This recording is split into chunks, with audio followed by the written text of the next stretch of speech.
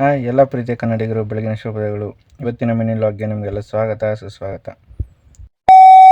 ಹಾಗೆ ನಿನ್ನೆ video upload ಮಾಡಿದೆ, ಹೋಗಿ ಇನ್ನೂ ಯಾರ್ಯಾರು ನೋಡಿಲ್ಲ ಬೇಗ ನೋಡಿ ಸಪೋರ್ಟ್ ಮಾಡಿ. ಆಮೇಲೆ ಅಲ್ಲಿಂದ ಫ್ರೆಶ್ ಅಪ್ ಆಗಿ ತಿಂಡಿ ಮಾಡೋಣ ಅಂತ ನಾನು ನಮ್ಮ ಅಣ್ಣವರೆಲ್ಲ ಹೊಲ್ಟು. ಫಸ್ಟ್ ಎಲ್ಲ ಕಾರ್ ಹತ್ರ ಬಂದು ಏನೋ ತಮಾಷೆ ಮಾಡ್ಬಿಟ್ರು ನಮ್ಮ ಅಣ್ಣ ವಿಡಿಯೋ ಮಾಡ್ತಿರೋದಕ್ಕೆ. ಸೊ ಅಲ್ಲಿಂದ ಬಂದು ನಮ್ಮ ಬಾಸಿಗೆ ಕೈ ಮುಕ್ಕೊಂಡು, ದೇವರೇ ಎಲ್ಲರನ್ನೂ ಕಾಪಾಡಪ್ಪ, ಎಲ್ಲರಿಗೂ ಅವ್ರವ್ರ ಕಷ್ಟ ಬಗೆಹರಿಸ್ಕೊಳ್ಳೋ ಶಕ್ತಿ ಕೊಡು ಅಂತ ಕೈ ಮುಕ್ಕೊಂಡು ಅಲ್ಲಿಂದ ನಾವು ಬಂದಿದ್ದೆ ತಿಂಡಿ ಮಾಡೋಣ ಅಂತ. ಇದೇ ಹೋಟ್ಲಿಗೆ ನಾನು ನೆನೆ ಹೇಳಿದ್ನಲ್ಲ, ನಾವು ಇದೇ ಹೋಟ್ಲಲ್ಲೇ ಬಂದು ಎಲ್ಲೇ ಇದ್ದರೂ ಹೋಟ್ಲು ಬಂದು ಊಟ ಮಾಡಬೇಕು. ಇಲ್ಲಿ ಸೌದೆ ಒಲೆ ಊಟ, ಒಳ್ಳೆ ಊಟ ಚೆನ್ನಾಗಿರುತ್ತೆ. ಆಮೇಲೆ ನಾವು 3 ಜನ ತಿಂದಿದ್ದೆ ಇಡ್ಲಿ. ನಾನು ಮನೋಜ 2 ಇಡ್ಲಿ ಹಾಕ್ಸ್ಕೊಂಡು, ಆದರೆ ನಮ್ಮ ಅಣ್ಣ ಒಂದೇ ಇಡ್ಲಿ ಸಾಕು ಅಂತು. ಆಮೇಲೆ ಮತ್ತೆ ನಾವಿಬ್ಬರು ರೈಸ್ ಹಾಕ್ಸ್ಕೊಂಡು ಅವನೇನು ಇಡ್ಲಿನೇ ತಿಂತಿದ್ದ. ಅಲ್ಲಿಂದ ರಿಟರ್ನು ಇದು ಯಾವ ರೋಡು ಅಂದರು, ಹೆಸರುಘಟ್ಟ ರೋಡು ಚೆನ್ನಾಗಿದೆಯಲ್ಲ.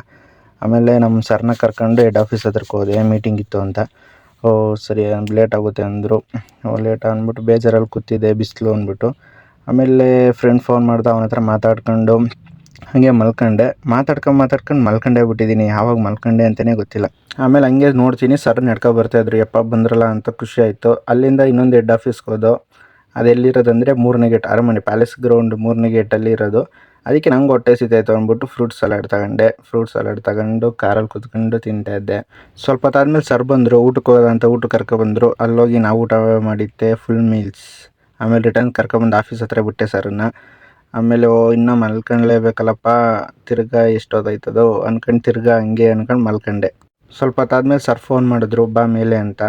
ಮೇಲೆ ಹೋಯ್ತದೆ ಲಿಫ್ಟಲ್ಲಿ. ಬಟ್ ಮೇಲೆ ಹೋದ್ಮೇಲೆ ಎಂಥ ಒಳ್ಳೆ ವ್ಯೂ ಅಂದರೆ ನೋಡಿ, ಎಷ್ಟು ಚೆನ್ನಾಗಿ ಕಾಣಿಸ್ತೈತೆ ಗೊತ್ತಾ. ಇದನ್ನ ಎಡಿಟ್ ಮಾಡಿ ಬೇರೆ ಲೈನ್ಸ್ ಹಾಕಿದ್ದೀನಿ ಇನ್ಸ್ಟಾಗ್ರಾಮಲ್ಲಿ ನೋಡಿ. ಆಮೇಲೆ ರಿಟರ್ನ್ ಕೆಳಗೆ ಬಂದೆ, ಮಳೆ ಬರುವ ವಾತಾವರಣ ಆಗಿತ್ತು. ಯಪ್ಪ ತಣ್ಣಗೆ ಗಾಳಿ ಬೀಸ್ತೈತಲ್ಲ ಅಂತ ಸ್ವಲ್ಪ ಹೊತ್ತು ಈಚೆ ಕಡೆ ನಿಂತಿದ್ದೆ. ಸರ್ ಬಂದರು, ಪಿಕ್ ಮಾಡ್ಕೊಂಡು ಮತ್ತೆ ಅದೇ ಟ್ರಾಫಿಕ್ಕು. ಸಂಜೆ ಆದಮೇಲೆ ನಿಮಗೆ ಗೊತ್ತಲ್ಲ ಬೆಂಗಳೂರಲ್ಲಿ ಎಷ್ಟು ಟ್ರಾಫಿಕ್ ಅಂತ, ಪೊಲೀಸರು ಬೇರೆ ಹಿಡಿತಾಯಿದ್ರು. ಆಮೇಲೆ ಹಂಗೆ ಫ್ಲೈಓವರ್ ಹತ್ತುತ್ತೀವಿ, ಸರ್ ಮನೆ ಹತ್ರ ಹೋಗೋದಂತ ಮಳೆ ಜೋರೇ ಆಗೋಯ್ತು. ರಿಟರ್ನ್ ಸರ್ನ ಮನೆ ಹತ್ರ ಬಿಟ್ಟು ಬರ್ತಾಯಿದ್ದೆ, ಇಲ್ಲಿ ಟ್ರಾಫಿಕಲ್ಲಿ ಸಿಗಾಕೊಂಡೆ. ಬೆಂಗಳೂರು ಹೆವಿ ಟ್ರಾಫಿಕ್ ಕಣಪ್ಪ, ಅದಕ್ಕೋಸ್ಕರನೇ ಬೆಂಗಳೂರು ಬರೋಕ್ಕೆ ಇಷ್ಟ ಇರಲಿಲ್ಲ ನನಗೆ. ಆಮೇಲೆ ಅಲ್ಲಿ ನೋಡಿದ್ರೆ ಟ್ರಾಫಿಕಲ್ಲಿ ಆಂಬುಲೆನ್ಸು ವೆಯ್ಟ್ ಮಾಡ್ತಾವ್ರೆ, ಮುಂದೆಗಡೆ ಜಾಗನೇ ಬಿಡ್ತಾಯಿಲ್ಲ ಯಾರೂ. ಜಾಗ ಬಿಡ್ರು ಅಂತ ನಾನು ಆರನ್ ಬೇರೆ ಹೊಡಿತಾಯಿದ್ದೆ. ಆಮೇಲೆ ಹೆಂಗೋ ಸ್ವಲ್ಪ ಬಿಟ್ಟರು ಜಾಗನ. ನೋಡಪ್ಪ ಯಾವ ಥರ ಜನ, ಆಂಬುಲೆನ್ಸ್ ಹೋಯ್ತಿದ್ರು ಜಾಗ ಬಿಡೋಲ್ಲ, ಅದರಿಂದನೇ ಹೊಂಟೈತ್ರೆ.